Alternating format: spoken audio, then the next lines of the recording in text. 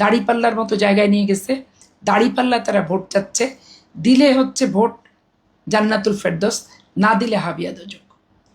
আজকে চাঁদা, জামাত ইসলামের মতো চাঁদাবাদ সংগঠন পৃথিবীর ইতিহাসে নেই, এবং পৃথিবীর কোনো রাষ্ট্রে নাই। আমি ছোট্টবেলা থেকে এদের অ্যাক্টিভিটি দেখে আসছি। এরা এমন কোনো মানুষ নাই, এমন কোনো ব্যক্তি নাই, প্রত্যেকের রুমে রুমে যে স্লিপ দেওয়ারা চাঁদা নেয়। হোস্টেল জীবন থেকে আমি দেখে আসছি। তাদের রুমে রুমে চাঁদা নিবে, চাঁদা দেওয়াটা বাধ্যতামূলক, মুষ্টি চাল দেওয়াটা বাধ্যতামূলক, এবং ইয়ানতের টাকাটা দেওয়া বাধ্যতামূলক। জামাত যারা করে, বিশেষ করে আমার ডিস্ট্রিক্টে চাঁপাইনবাবগঞ্জ, আমি কোনো মধ্যবিত্ত ঘরের ছেলেকেও জামাত ইসলাম করতে দেখিনি। একবারে লিল্লা বোর্ডিংয়ে খাওয়া ছেলেরা জামাত ইসলাম করে, এবং তারা আজকে হাজার হাজার কোটি টাকার মালিক। তারা গাড়ি বাড়ি ব্যবসা প্রতিষ্ঠান ওই ইয়ানতের টাকা দিয়ে কিন্তু তারা করে বেরিয়েছে। এবং ইয়ানতকারী যারা, ইয়ানত যারা দিচ্ছে, তারা কিন্তু তাদের টাকাই দিচ্ছে, কোনো প্রকার সুযোগ সুবিধার ভিতর তারা কিন্তু না। এবং তাদেরকেও প্রতারণা করা হচ্ছে যে ইয়ানতের টাকাটা দিলে জান্নাতুল ফেরদৌস পাবে। এটা তো শিরক করা। দোজক কে পাবে, বেহেশত কে পাবে, আল্লাহ ছাড়া কেউ নির্ধারণ কিন্তু করতে পারে না, কিন্তু তারাই যে নির্ধারণ করে দিচ্ছে, এটা একবারে আল্লাহর সাথে শিরক করা, আল্লাহর ক্ষমতা খর্ব করা। এবং এগুলোই কিন্তু সংস্কারে আসা উচিত। সেগুলো আসা বাদ দিয়ে দেখেন, বটেই একদিন চাঁপাইনবাবগঞ্জে বক্তৃতা রাখছিলাম যে মসজিদে কোনো ব্যক্তির ভোট চাওয়া যাবে না। বিশেষ করে আমরা যখন শুক্রবারে দিই, খুতবা দিই, এখানে ভোট চাওয়া যাবে না। ভোট চাইতে গেলে ওই হুজুর সাহেব যে দল করবে, মন চাচ্ছে, রাজপথ আছে, সেখানে করুক। এইটা নিয়ে আপনি দেখবেন বাংলাদেশের আমির হামজা, ডক্টর ফয়জুল হক, এরা আমাকে বহিষ্কার চাইলো, এবং আমি মুসলমান না, আমার নাম পাপিয়া, আমি পাপি, এবং আমাকে আমার মানে দাফনও যাতে কেউ না করে ফতুয়া দিয়ে বসলো তারা, যে ইমামদেরকে দল করতে নিষেধ করছে। আমি ইমামদেরকে মসজিদে খুতবার ভিতর দল করতে নিষেধ করছি। খুতবাতে আল্লাহ নিরপেক্ষ হয়ে খুতবা পাঠ করতে বলছে। ওখানে কোনো ব্যক্তির প্রতি টান, কোনো ব্যক্তির প্রতি ভোট চাওয়ার খুতবার অংশ না। খুতবার মর্মার্থ, ভাবার্থ দিয়ে খুতবা পাঠ করতে হবে। আর ভোট চাইতে হলে মঞ্চে এসে ভোট চাইতে হবে। এই একটা স্পষ্ট কথাকে সে এখন পর্যন্ত ধরেন হুজুর আজহারি থেকে শুরু করে, তার সমর্থকরা থেকে শুরু করে, শিবিরের ছেলেপেলেরা থেকে শুরু করে, এবং এই আমির হামজা থেকে শুরু করে, দাড়িপাল্লায় ভোট দিলে বেহেশত আর না হলে দোজক, এগুলার বিপক্ষে হচ্ছে আমার অবস্থান।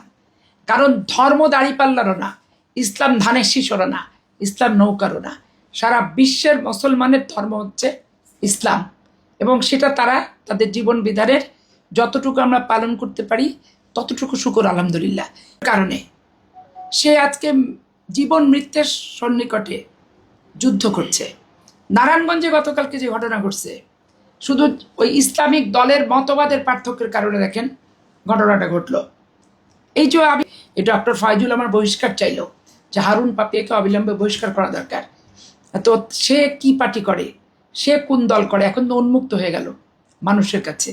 এই যে অপব্যাখ্যাগুলো করে করে ধরেন মানুষের কাছে বিভ্রান্ত ছড়ানো, যারা ইসলাম বিদ্বেষী।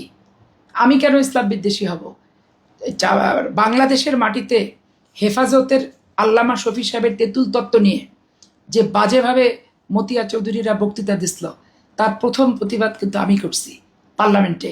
সেখানে জামাতের 3 জন এমপি ছিল, কিন্তু 2 জন এমপি জামাতের কক্সবাজার থেকে নির্বাচিত ছিল, তারা কিন্তু কেউ প্রতিবাদই করেনি।